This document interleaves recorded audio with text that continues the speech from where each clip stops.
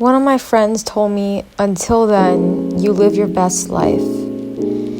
And so did another one of my friends, even after telling her the perspective that I'm left with, that I would hope wouldn't be all that I have left now, but I have to live like it is. And it's just been a hell of a few days, like a hell of really great things happening, creepy things happening, processing if that perspective really is the utter and nothing but the truth.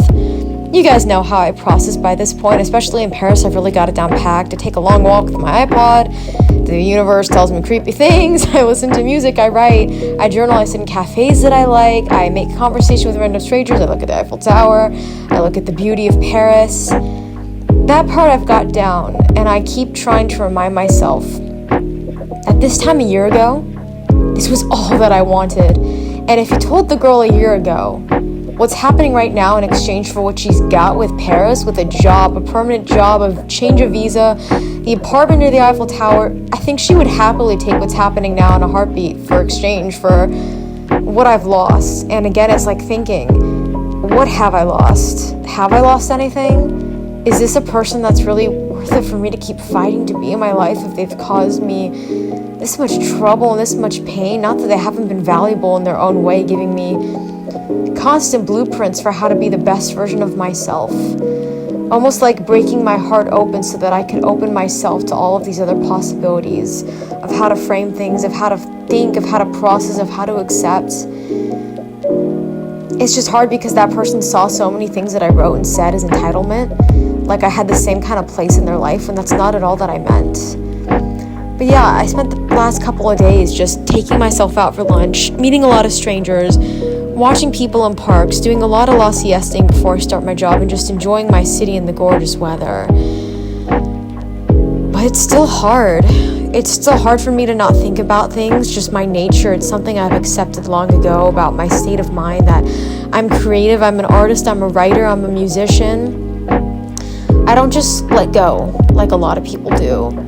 And it's kind of ironic because as I am an artist, I am still a creature of habit. I eat the same breakfast. I listen to the same music on repeat. I take the same walks. I like habitual things, I think, because a lot of my life was very uprooted and I didn't have that growing up. And I like finally being able to establish some of that. I will say, though, on this specific day, I took myself to a restaurant I hadn't taken to myself in a long time. The Potager du Marais. It's in this little quiet neighborhood called St. Paul. And I ordered this salad that was amazing, and I started talking to these two older Dutch women and then this father-daughter from Germany, and we just sat there for an hour talking about deep topics with EU alarms in the background and the sun coming down. And it really hit me that day that just there was a day where this was all that I wanted this to be. This is all that I wanted, but it doesn't change the fact of I can't imagine how you can get mad at someone for having feelings.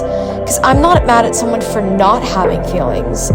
I'm upset for them not communicating clearly with me about how they felt, as I was someone vulnerable in the situation.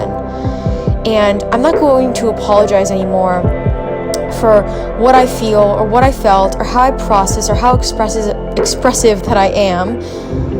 It makes me wonder if that's someone who really deserves a place in my life. There was someone, I'll get back to this, but was going up this viewpoint at Saint-Germain-Pompidou just because I could. And I was thinking back to the last time I was up here. It was late June of last year. And I was on the phone with my mom, torn what to do with my life.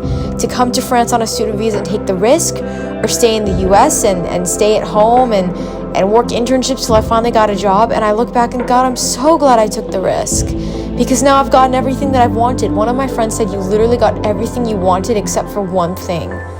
Do you know how many people would kill for that?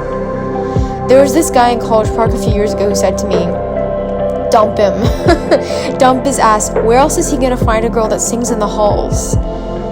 And I got my work permit on Friday. We are going out for a celebratory Nutella crepe and a cappuccino with vegan whipped cream. Let's go do it. If it's open, I hope so, because I really want to celebrate right now. And I went to this cafe with vegan crepes, and I ended up meeting this girl from LA, and we hung out the rest of the day. And it did remind me that you don't have to force things in life.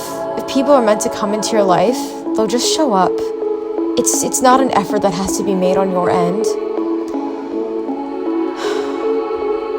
It's all a lot. it's all a lot. It doesn't surprise me that it's happened the way that it has, that this is something that life is giving me at a moment that I can finally really handle it, that I can confront it and I can face it, because everything else in my life literally is perfect. Booked to go to Switzerland not next week and the weekend after, just because I can, and I'll really need it, and that'll be a great video for me to make. Picnicking on the Eiffel Tower and writing and just meeting more people that day on the lawn. This really is my dream life, and I guess it would be kind of boring if everything else was answered already, right? So I just have to take grasp in the beautiful fact that I've got the rest of it figured out, and I need inspiration for something heartbreaking and upsetting to write about, or else my art really wouldn't come across as the same, now would it?